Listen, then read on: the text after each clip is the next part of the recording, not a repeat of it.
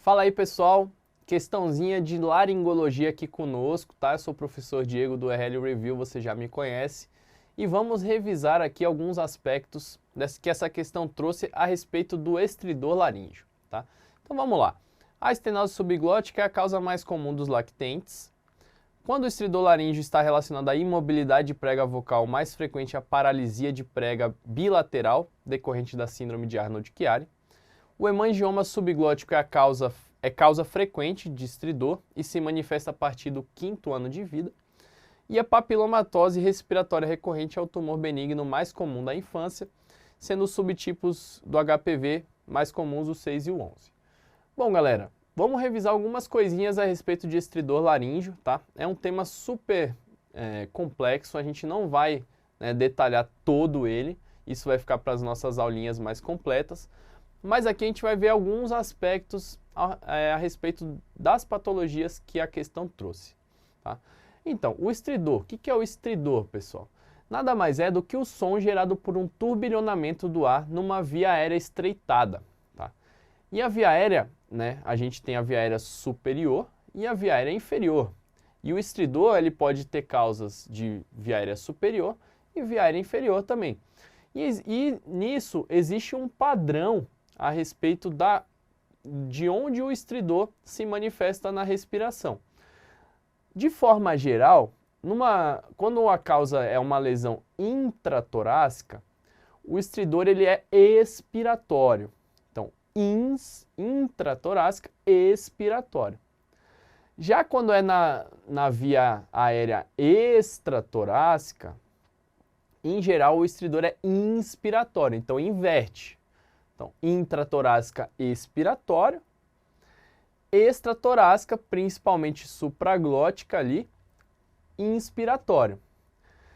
Já quando a lesão, a obstrução, ela é mais subglótica ou na traqueia cervical, o estridor vai ser bifásico. Então, ao meio do caminho. Então, supraglote, via extratorácica, o estridor é inspiratório. No meio do caminho, ele é bifásico, está ali caminhando para ser expiratório e depois para a intratorácica ser expiratório. Beleza? Tranquilo. Do que ele trouxe aí na questão, o que a gente pode lembrar aqui? Das causas, tá? Então, na laringomalácia, a laringomalácia realmente é a causa mais comum de estridor na infância, tá certo? Então, disparadamente, a laringomalácia é a mais comum. Em relação ao hemangioma subglótico, aqui, ó, como a gente visualiza na nossa fotografia. O hemangioma subglótico ele já tem uma apresentação um pouco mais posterior em relação à laringomalácia. A laringomalácia se apresenta logo nas primeiras semanas de vida. Mas o hemangioma, como ele é um tumor, ele vai crescendo. Então o estridor ele vai aparecer um pouquinho mais tardiamente, E por característica, é um tumor vascular que ele tem um pico de crescimento e ele vai depois regredindo. E, em geral, até os 5 anos ele some e os sintomas melhoram.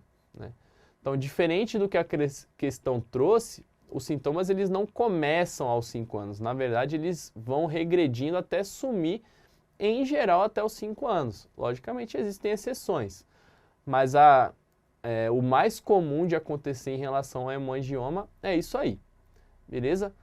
E paralisia? Bom, paralisia mais comum é a unilateral.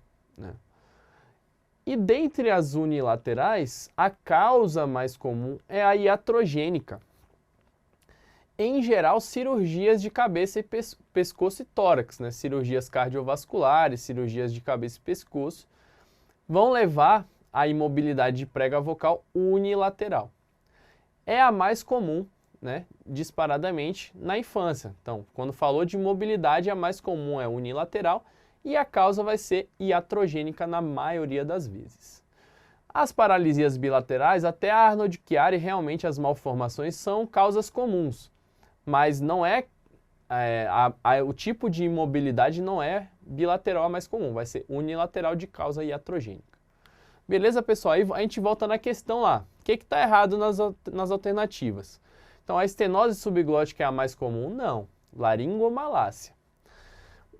Quando a paralisia de prega bilateral é a mais frequente? Não, é a unilateral causa iatrogênica, tá? E o hemangioma, os sintomas começam no 5º ano? Não. Começam um pouquinho mais tardiamente em relação à laringomalácia, né? Ainda no 1º ano de vida, mas vão regredir até o 5º ano de vida para depois sumir. Belezinha, pessoal? Espero que tenham gostado dessa pequena revisão, tá? Sobre esse tema e vamos nas próximas questões aí junto conosco na URL Review. Até as próximas!